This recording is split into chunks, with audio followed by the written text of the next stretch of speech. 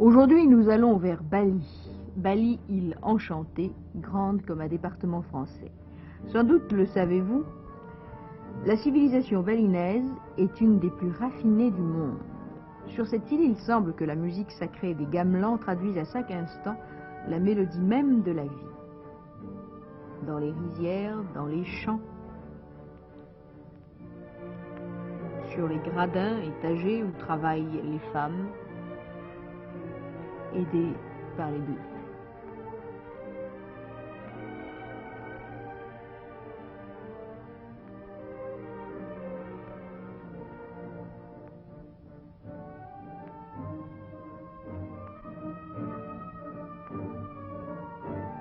Et voici ces buffles puissants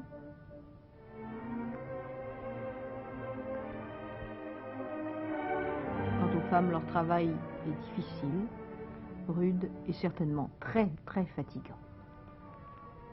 Là-bas, il n'y a ni été ni hiver. Alors on peut, en quelques heures de marche, voir les différentes étapes de la culture et de la récolte du riz.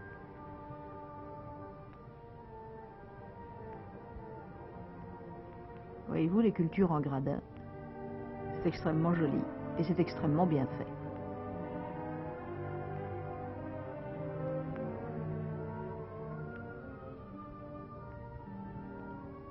Après la récolte, la culture, et tout cela en même temps.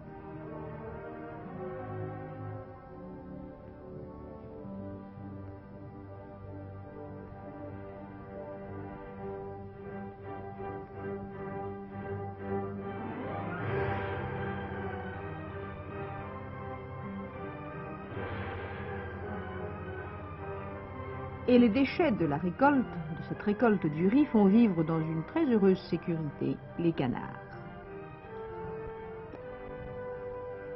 Les femmes besognent dans les rizières, les hommes restent à la maison. La société balinaise, écrit Tiborman, est une société où les hommes consacrent leurs facultés à l'art, jamais pour de l'argent, mais uniquement pour leur plaisir et pour celui des dieux.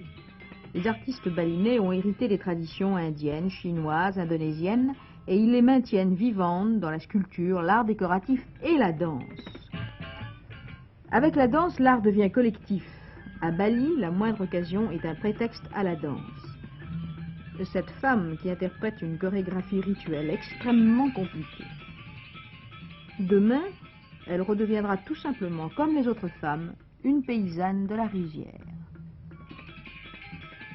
Quant à cet enfant au visage figé, chargé d'apprivoiser d'invisibles diables, il exécute la danse des dieux, dans laquelle le sourire est absolument interdit. Mais dans quelques instants, nous le retrouverons si nous cherchons, comme, si j'ose dire, l'affreux Jojo des tropiques, en train de terroriser les canards à travers le marché du village voisin. Au marché, les femmes s'occupent des affaires sérieuses, du ravitaillement, des achats, et elles ont des soucis plein la tête. Les hommes, eux, se passionnent, vous allez le voir, pour les combats de coqs. Autrefois, les Indonésiens s'affrontaient volontiers entre eux le cris au poing.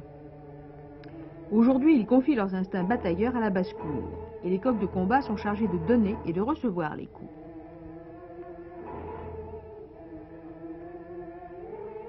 Quant à celui-ci, il ne se gêne pas pour voler.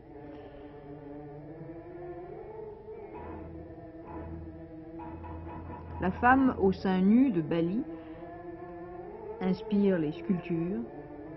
Elle est déesse quotidienne, comme les dieux sont compagnons de chaque jour. Les Balinais tissent la trame de leur vie entre la nature, le surnaturel et le surréalisme.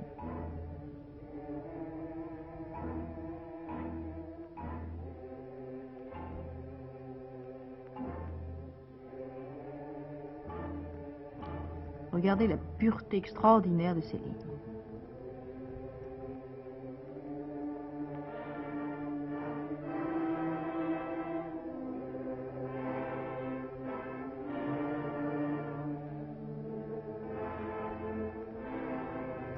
Au sommet du volcan Gunung Agung, le Fujiyama balinais, se tient le plus ancien temple de Bali, le Pura Besaki, où le brahmanisme réunit ses fidèles et les spectateurs vivement intéressés. Il ne faut pas se fier aux apparences.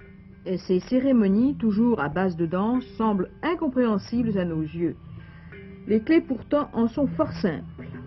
Les balinais vivent dans un monde surnaturel et exécutent des manifestations collectives régies par des traditions séculaires qui font partie d'un grand jeu qui dure toute la vie. Le balinet se soucie pendant son existence d'attirer la faveur des dieux et de gagner, par ses démonstrations, la neutralité bienveillante des démons. Et nous assistons en ce moment au Kedjak, ou danse des singes, cérémonie d'exorcisme. C'est ici qu'intervient l'emblème de l'Indonésie, le Garuda, venu pour sauver diplomatiquement le prince Rama du roi des démons Ravana.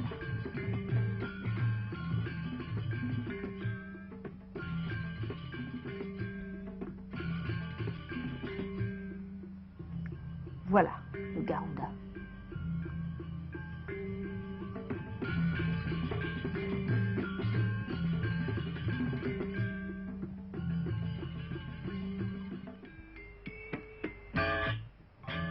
Véhiculé dans un corbillard en forme de vache, jusqu'à la tour qui fera office de four crématoire, ainsi sont les morts.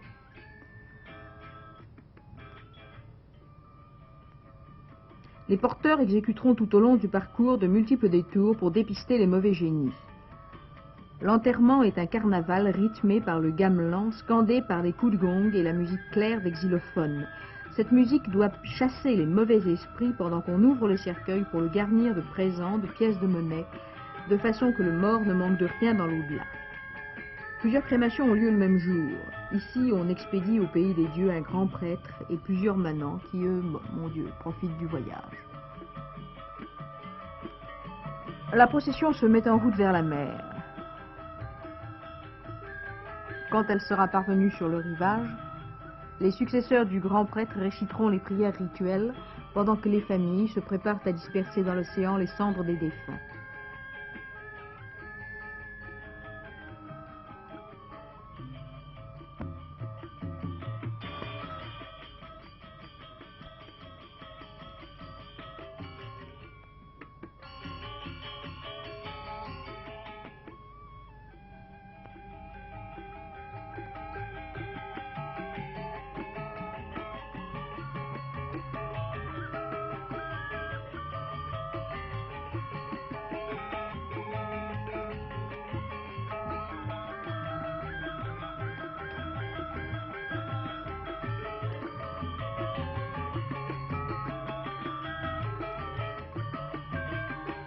Il reste parfois quelques pièces de monnaie.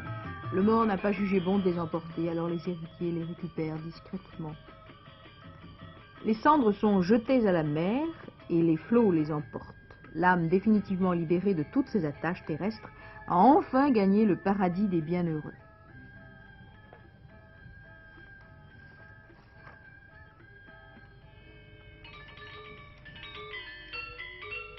Les balinais sont très impressionnés par les puissances naturelles, l'eau, le feu, la maladie, les maladies, les menaces d'épidémie.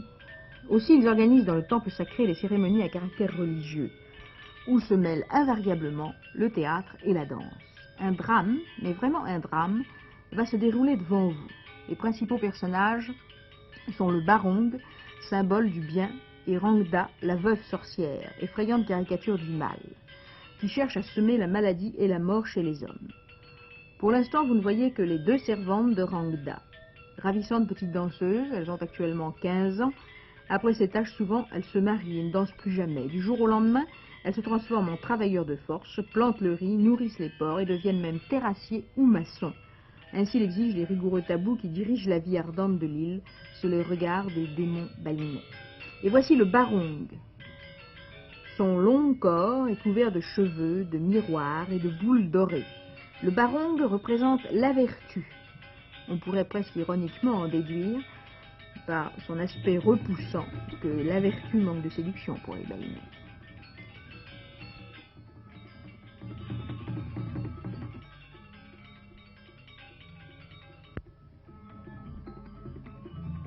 Et voici le singe conseiller du Barong. C'est une sorte d'agent secret du Barong. Il annonce que la vertu est menacée. Les forces du mal sont en route. À leur tête marche Rangda la sorcière, reine des esprits malfaisants. La musique signale l'arrivée des pires catastrophes. Sujet de l'émotion du Barong. L'horrible Rangda la sorcière surgit avec sa suite invisible de démons frétillés. Un duel acharné se livre entre les deux esprits. Rangda essaie de mystifier l'esprit du bien et la vertu sera forcée de battre en retraite hors de l'enceinte du temple. Mais il envoie ses serviteurs pour supprimer le génie malfaisant de la vieille.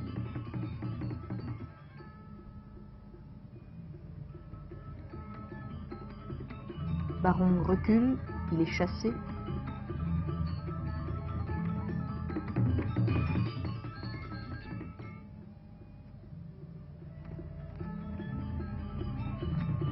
Mais voilà les serviteurs.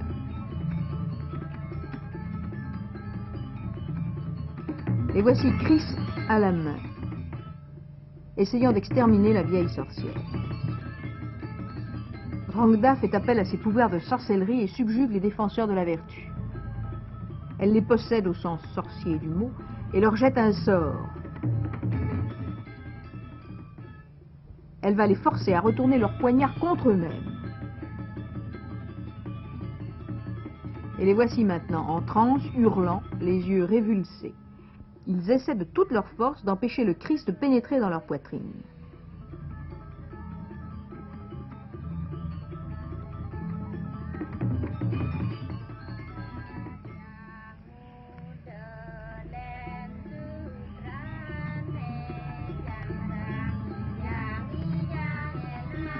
Mais rassurez-vous, des renforts arrivent. Le Barong a envoyé ses prêtres.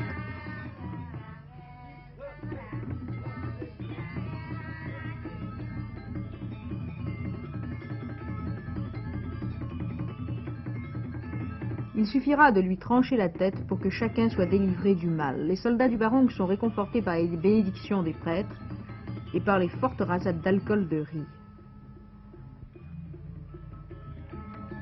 C'est l'instant où tout peut être gagné ou perdu. Il faut que la tête de l'oiseau que cet homme tient entre ses dents soit coupée d'un seul coup de dent. Voilà qui est fait. Rangda sent le vent de la défaite, le Barong celui de la victoire. À Rangda, privé de tout pouvoir, il ne reste plus qu'à mourir. Les hommes ont besoin qu'il en soit ainsi, car la lutte des dieux est éternelle. Pour inspirer leur danse, pour jouir du spectacle, pour créer de la beauté.